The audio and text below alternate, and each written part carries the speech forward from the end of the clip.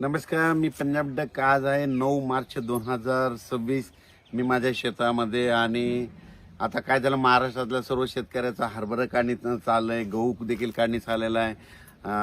त्याच्यानंतर मका देखील काढणी चालू आहे, तंबाखू देखील काढणी चालू आहे, हळद काढणी चालू आहे. त्या सर्व शेतकऱ्यांनी एक अंदाज लक्षात घ्यायचा. आज राज्यात 9 मार्च आहे. 9 मार्च पासून राज्यामध्ये 16 मार्च पर्यंत तुम्ही शेतीची कामे करून घ्या. गहू काढून घ्या, हरभरा काढून घ्या, मका काढून घ्या, तंबाखू काढून घ्या.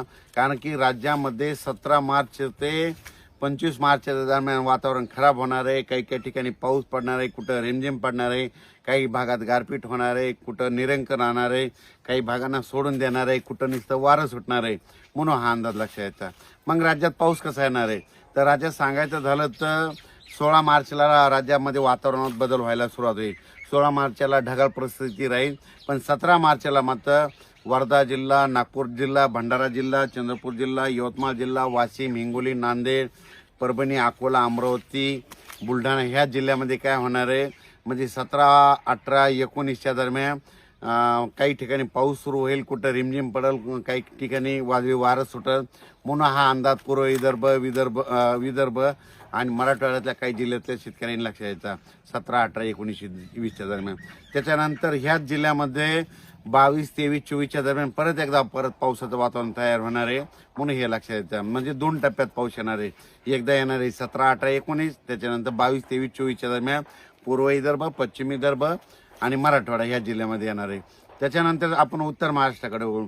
उत्तर महाराष्ट्राकडे देखील तुम्हाला सांगू इच्छितो 17 मार्च पासून ते 23 मार्चच्या दरम्यान परत राज्यात पावसाचं वातावरण होणार आहे.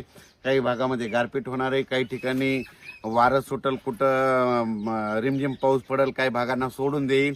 म्हणून हे अंदाज उत्तर महाराष्ट्रातल्या नंदुरबार जिल्हा, जळगाव जिल्हा, धुळे जिल्हा, नाशिक जिल्हा, अहिल्यानगर या भागातल्या सर्व शेतकऱ्यांनी लक्षात द्यायचा. त्याच्यानंतर पश्चिम महाराष्ट्राकडे देखील पुणे जिल्हा, पुणे, सातारा, सांगली, सोलापूर, कोल्हापूर, अहिल्यानगर ह्या सर्व शेतकऱ्यांनी काय करायचं, 17, 18, 19चा एक वातावरणात बदल होणार आहे. त्याच्यानंतर 22, 23, 24च्या दरम्यान एकदा वातावरणात बदल होणार आहे. म्हणजे 2 टप्प्यात तिकडे देखील पाऊस येणार आहे. म्हणून हा अंदाज पश्चिम महाराष्ट्रातल्या शेतकऱ्यांनी लक्षात द्यायचा.